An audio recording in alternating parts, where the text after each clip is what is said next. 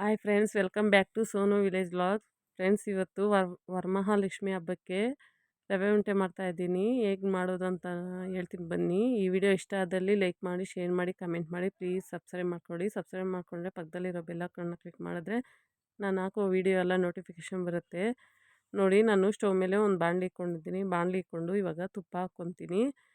ಒಂದು 2 table spoon ತುಪ್ಪ ಹಾಕ್ಕೊಂಡು ಇವಾಗ ಗೋಡಂಬಿ ಹಾಕ್ಕೊಂಡು ಚೆನ್ನಾಗಿ ಗೋಲ್ಡನ್ ಕಲರ್ ಬರೋವರೆಗೂ ಫ್ರೈ ಮಾಡ್ಕೊತೀನಿ. ಗೋಡಂಬಿ ಫ್ರೈ ಆದಮೇಲೆ ಇವಾಗ ದ್ರಾಕ್ಷಿ ಕೂಡ ಹಾಕ್ಕೊತಾ ಇದ್ದೀನಿ. ಅದು ಕೂಡ ಚೆನ್ನಾಗಿ ಗೋಲ್ಡನ್ ಕಲರ್ ಬರೋವರೆಗೂ ಫ್ರೈ ಮಾಡ್ಕೊಬೇಕು.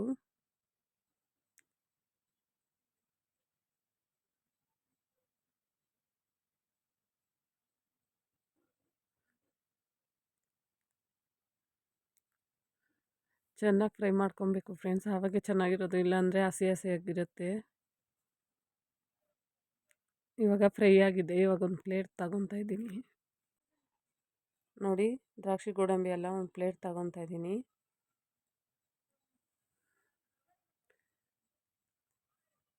ಇವಾಗ ಅದೇ ಬಾಣಲಿಗೆ ನಾನು ರವೆನ ಹಾಕ್ಕೊತಾ ಇದ್ದೀನಿ. ರವೆ 2 ಕಪ್ ರವೆ ಹಾಕ್ಕೊತಾ ಇದ್ದೀನಿ,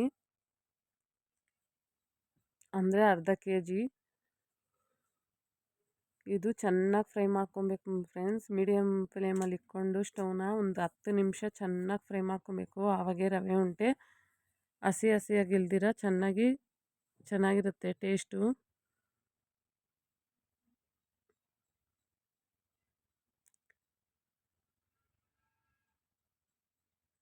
ಇವಾಗ 2 ಕಪ್ಪು ರವೆಗೆ 1 ಕಪ್ಪು ಶುಗರ್ ಹಾಕ್ಕೊತಾ ಇದ್ದೀನಿ, ಸಕ್ಕರೆ. ಹಾಗೆ ಏಲಕ್ಕಿ ಕೂಡ ಹಾಕ್ಕೊತಾ ಇದ್ದೀನಿ. ಆ ಶುಗರಲ್ಲೇ ಹಾಕಿದ್ದೀನಿ ಫ್ರೆಂಡ್. ಮತ್ತು ತುಪ್ಪನ ಇನ್ನೊಂದು ಟೇಬಲ್ ಸ್ಪೂನ್ ಹಾಕ್ಕೊತಾ ಇದ್ದೀನಿ. ಇನ್ನು 2 ಟೇಬಲ್ ಸ್ಪೂನ್ ತುಪ್ಪನ ಹಾಕ್ಕೊತಾ ಇದ್ದೀನಿ.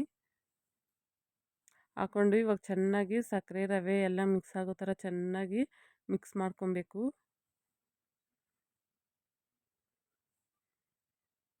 ನಾವು ಎಷ್ಟು ಚೆನ್ನಾಗಿ ಹುರಿತೀವೋ ಅಷ್ಟು ಚೆನ್ನಾಗಿ ರವೆ ಉಂಡೆ ಬರುತ್ತೆ ಫ್ರೆಂಡ್.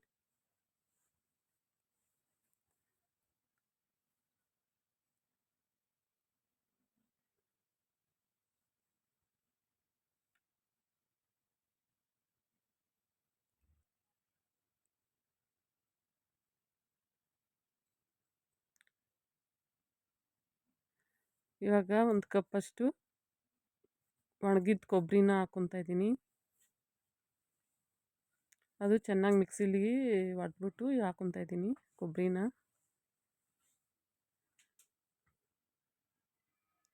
ಅದನ್ನು ಸ್ವಲ್ಪ ಹೊತ್ತು ಫ್ರೈ ಮಾಡಬೇಕು. ಇವಾಗ ಕಾಯಿಸಿರೋ ಹಾಲನ್ನ ತಗೊಂಡಿದ್ದೀನಿ. ತಗೊಂಡು ಸ್ವಲ್ಪ ಹಾಕ್ಕೊಂಡು ಚೆನ್ನಾಗಿ ಕಲಿಸ್ಕೊಡ್ತೀನಿ. ನಮಗೆ ರವೆ ಉಂಡೆ ಮಾಡೋ ಹದ ಬರಬೇಕು ಫ್ರೆಂಡ್ಸ್, ಅಷ್ಟುವರೆಗೂ ಚೆನ್ನಾಗಿ ಕಲಿಸ್ಕೊಬೇಕು.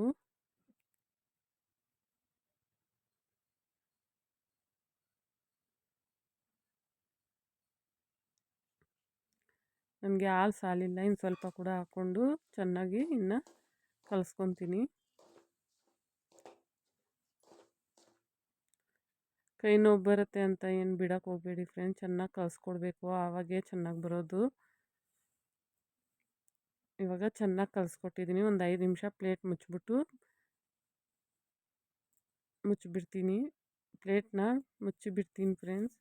ಇವಾಗ ನೋಡಿ 5 ನಿಮಿಷ ಆಗಿದೆ. ನೋಡಿ, ನಮಗೆ ರವೆ ಉಂಡೆ ಮಾಡೋಕ್ಕೆ ಬಂದಿದೆ. ಇವಾಗ ದ್ರಾಕ್ಷಿ ಗೋಡಂಬಿ ಕೂಡ ಹಾಕ್ಕೊತೀನಿ. ಹಾಕ್ಕೊಂಡು ಚೆನ್ನಾಗಿ ಕಲಿಸ್ಕೊಡ್ತೀನಿ.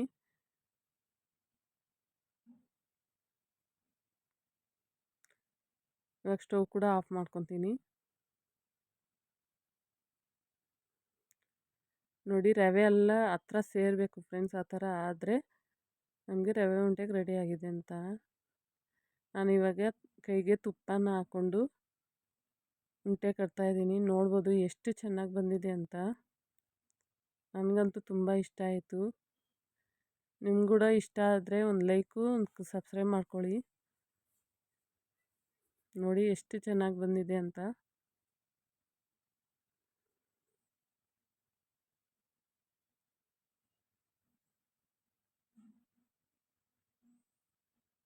ತಣ್ಣಗಾದ್ಮೇಲೆ ಸ್ವಲ್ಪ ಉಂಡೆ ಹಿಡೀರಿ ಫ್ರೆಂಡ್ಸ್. ಹಂಗಂತ ತುಂಬ ತಣ್ಣಗಲ್ಲ, ಸ್ವಲ್ಪ ಬೆಚ್ಚಗಿರಬೇಕು ಆ ಥರ ಇದ್ದಾಗ ಉಂಡೆ ಹಿಡಿದ್ರೆ ತುಂಬ ಚೆನ್ನಾಗಿರುತ್ತೆ.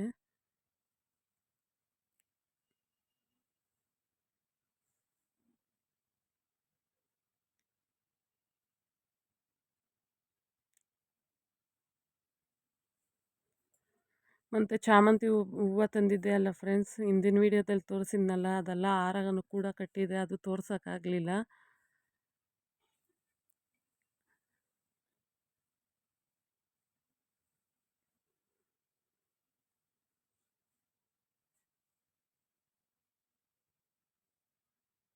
ನೋಡ್ತಾ ಇರ್ಬೋದು ಎಷ್ಟು ಚೆನ್ನಾಗಿ ರೌಂಡ್ ಬರುತ್ತೆ ಅಂತ.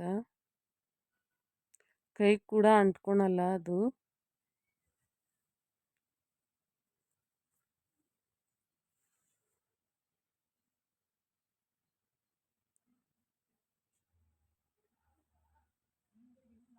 ದ್ರಾಕ್ಷಿ ಗೋಡಂಬಿ ಆಚೆ ಬರೋ ಥರ ಇಟ್ಕೊಂಡು ಉಂಡೆ ಕಟ್ಟಬೇಕು ಫ್ರೆಂಡ್ಸ್, ಆವಾಗ ನೋಡೋಕ್ಕೆ ಚೆನ್ನಾಗಿರುತ್ತೆ.